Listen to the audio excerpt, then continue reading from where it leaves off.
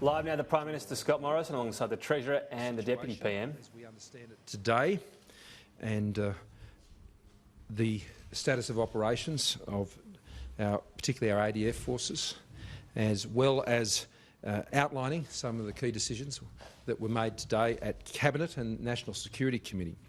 But before I do that, 24 fatalities have been reported across the country, 18 of those in New South Wales, 3 in Victoria, 3 in South Australia. 2 people are missing in New South Wales, and none, we believe, are now missing in Victoria. For all of those who have lost loved ones, for all of those who have lost everything, their homes, their livelihoods, once again, as a government, as a nation, we extend our deepest sympathies to you, and we make this commitment to all Australians that we will be there for you during this immediate response, and we will be there for the rebuilding and the recovery. And today in Cabinet we have made a number of decisions to support that recovery effort, to do whatever it takes, to do whatever it costs, to meet those needs, to build our resilience for the future, and to enable Australians, wherever they are, all across the country, to be able to go forward in confidence for their futures. In New South Wales, there are no total fire bans declared for today. Coles, Woolworths and Aldi and IGA have commenced resupply of stores in the far south coast. 3,872 head of livestock have been euthanised or confirmed deceased. 400 tonnes of fodder is in transit with distribution points finalised for Cooma, Bega, Moruya and Milton, which will be set up once fireground activity eases. And the ADF will assist with distributing of isolated and cut-off properties. In Victoria, there are no total fire bans declared for today. Smoke is, though, interfering with further aerial evacuations at Malakuta. Victoria has established a permanent standing bushfire recovery agency, and with funding, I understand, of some $50 million. In the ACT, there are no total fire bans declared for today. In Western Australia, total fire bans are declared for today for the Kalgoorlie, Boulder, Coolgardie and Dundas districts, and partial closures of the Coolgardie, Esperance, Eyre and Goldsfield highways. In South Australia, a fire ban is declared for Kangaroo Island for today.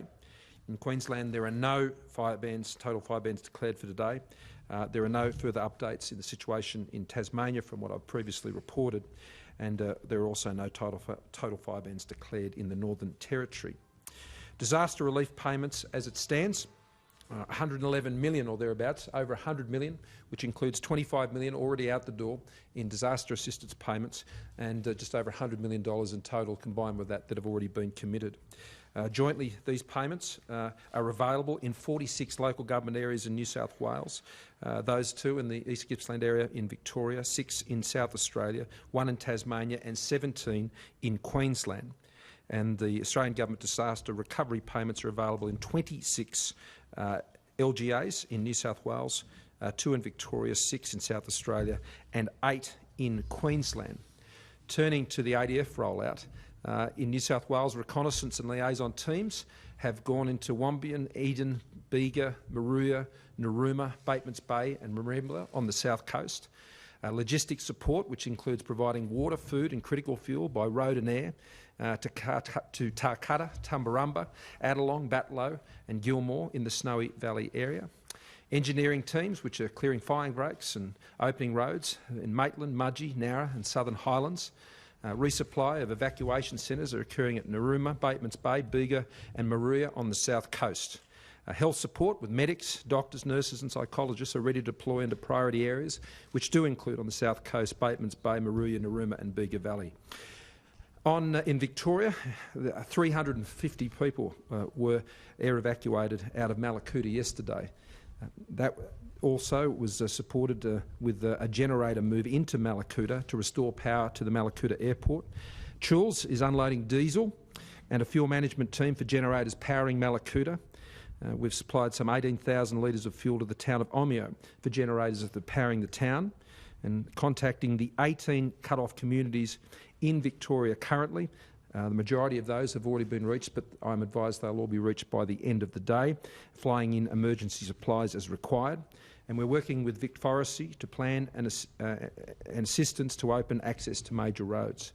In South Australia, we're working with the South Australian Water to deploy a water purification system to supplement damaged infrastructure. That's water for both human consumption and for stock. And we're preparing to bring in bottled water as an interim measure. The teams on Kangaroo Island teams are on Kangaroo Island and a veterinary officer to assist euthanising stock and wildlife. A critical issue going forward will be the disposal of carcasses, which obviously presents very serious health issues, as we've seen in other disasters. Internationally, 3 helicopters and an engineer company from New Zealand will arrive at RAF Richmond and then deploy to the South Coast region, and we thank very much the New Zealand Government and Prime Minister Ardern, who's been in regular contact with me. I also want to thank Prime Minister Lee. 2 Singapore Chinooks are preparing to deploy from Northern Australia to East Sale, which is our forward staging point in Victoria for those operations.